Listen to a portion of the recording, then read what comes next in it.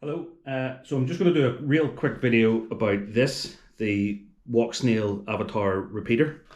It dropped yesterday online and there's obviously a lot of speculation about what it is, what it can do, what it can't do. So I'm going to try and just answer a few of those questions really quickly. Myself and a few of the testers have had it now for a month or more, and we've been testing it, and there are some useful use cases for it, and some use cases that people would think are useful, where it doesn't really work. So I want to try and just quickly outline what it is and where it can be used. So the first thing to say is the way it works.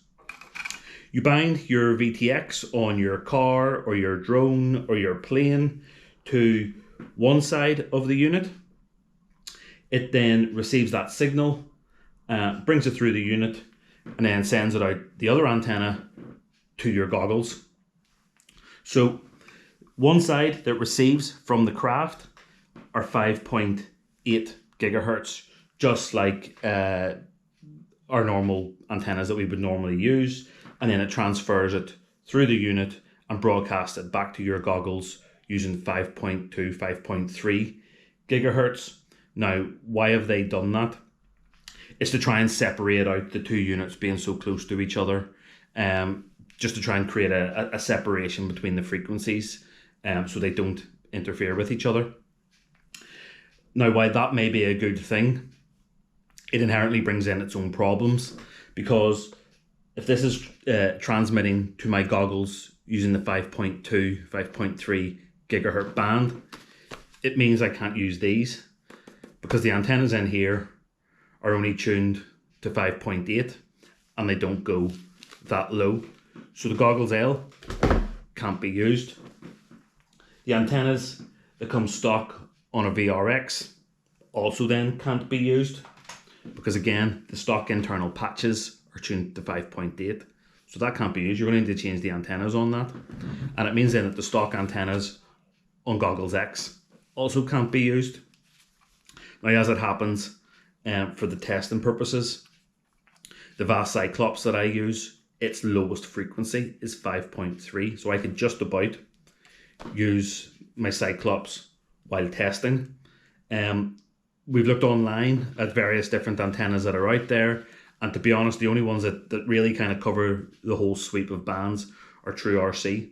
So anybody that has True RC antennas wouldn't need to go out and buy new antennas. But if you don't run True RC or other antennas that go as low as 5.2, 5.3 gigahertz, then you're going to have to buy new antennas. So that's kind of the first gotcha with it. The second gotcha, I suppose.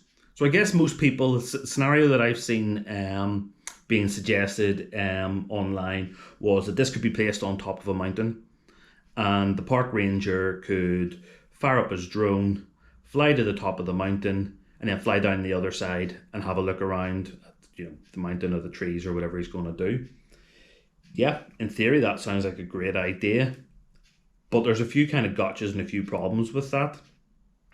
The first one is, once he goes the other side of the mountain, his express LRS or his crossfire link is probably going to be severed. So he's not going to get too far before it fail safes and either rises up back over the mountain and comes home, or crashes into the side of the mountain. The other problem in that scenario would be, these are directional antennas and these are directional antennas. So if that park ranger wants to fly the other side of the mountain, he's going to have his receiving antennas pointed down the other side of the mountain, with the transmitting antennas back down the slope, back to his cabin where he's about to take off from. But there's a problem there. Where does the video feed from his drone that sat beside his feet, just about to take off? Where does that video feed come from? It'll not come from here, because these antennas are pointing down the other side of the mountain. And the way it works is your VTX is bound to one side, it transfers it through, and then transmits it down to your goggles. So even though he's standing beside his drone with his goggles antenna pointing to the top of the mount or at the repeater. That can't see the VTX that's sitting by his feet because it's pointing down the other side of the mountain. So between him and the repeater, he's not going to have any video. As soon as he then moves into the beam of these antennas, he'll get his video feed. It'll suddenly capture the video coming from the VTX, transfer it through, and then beam it back down the mountain to his goggles. But it means from the ground to the repeater, he's not going to have any video. And once he gets to the other side of the mountain, he'll have perfect video, but he'll probably not have an RC link. So there's going to be issues with how this works. You could change these to omni antennas, so it can see down both sides of the mountain equally. But of course, given the distances, it's very possible that the omni antennas still won't see the quad sitting at his feet until he takes off, flies a kilometre, 2 kilometres up the side of the mountain, and then suddenly the omnis that would be on there will suddenly capture the video, transfer it through, and then beam it back down past the drone to his goggles on the ground. So there's going to be issues there. And that same, if you take that scenario of the mountain into a bando or an urban environment where you want to use this to peer around a corner, you're going to have the same problem.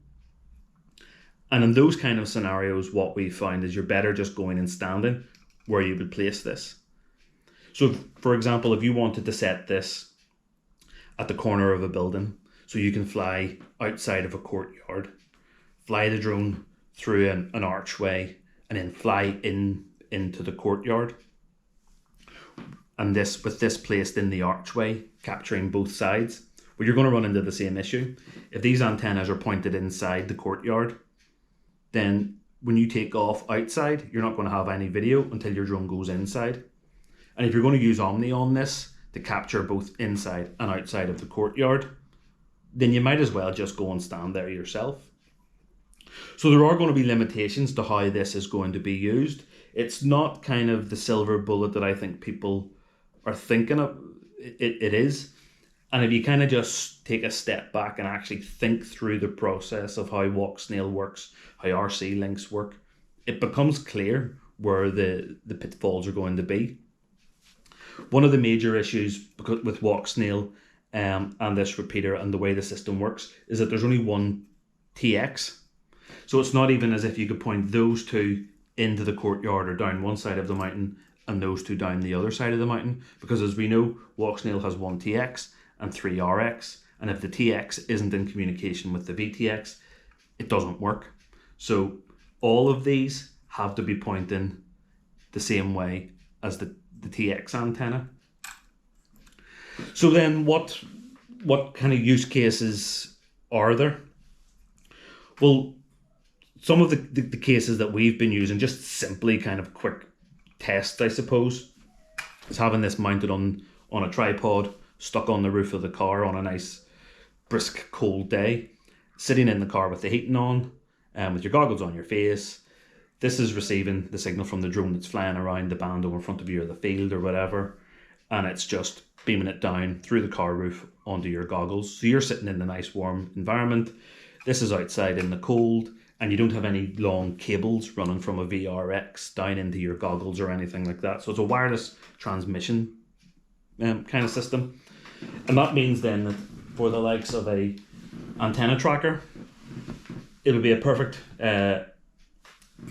accompaniment to that, because rather at the minute where I have my VRX on there and I run a HDMI cable out to a screen or into my goggles, put the VRX or put the repeater on there instead of the VRX, let it do all of the tracking, and I can be standing beside it, or I could be standing in the car, or I could be standing quite some distance away, and I'm getting the feed from the craft to the tracker that's following the craft precisely, and then it's being sent back to my goggles. Another scenario that we've used in my flying field, I have it undulates. There's hills all around me, so I kind of have to walk to the top of the hill if I want to get some clear line of sight beyond. What I could do is get a 300, 4-meter tripod, power up the repeater, and stick it up 3-4 meters above my head.